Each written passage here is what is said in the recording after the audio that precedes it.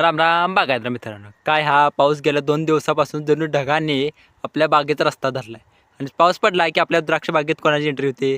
तर ही आपल्या बागेला बही होते एंट्री करप्याची, करप्या माहेश्वरीची. हो, आमच्या एस प्लॉटमध्ये जाऊन बघतो तर काय आमच्या पानावरती हे डिझायनर डाग दिसलेत. करप्याने हळूच खातं उघडलं होतं, पण आपला काय नादच खोळा. आपण लगेच यांना कॉपर आणि कासुकामायसिन अँटीबायोटिकचा डोस दिला. करपा भाईसाहेब तिथंच कंट्रोल झालेत, पण थोडे डाग मागे सोडून गेले आहेत. तोपर्यंत आपल्या सुपर या प्लॉटमध्ये आता इकडे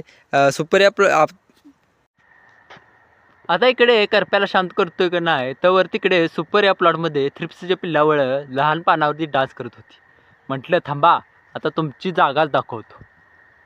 आणि या लपंडाव करणाऱ्या हवामानामुळे फवारणीचं चक्र तर फिरवावंच लागणार. म्हणून आज आपण घेतोय कुमानियल ही 100 लिटरला म्हणजे 200 मिली, 1 लिटरला 2 मिलीनं घेत आहे.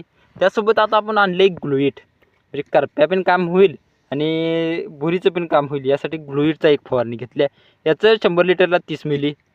त्याचबरोबर आता थ्रिप्सला कंट्रोल करायचा आहे, त्यामुळे आपण घेऊन आलो आहे हे ॲक्ट्रा 100 लिटरला 40 ग्रॅम.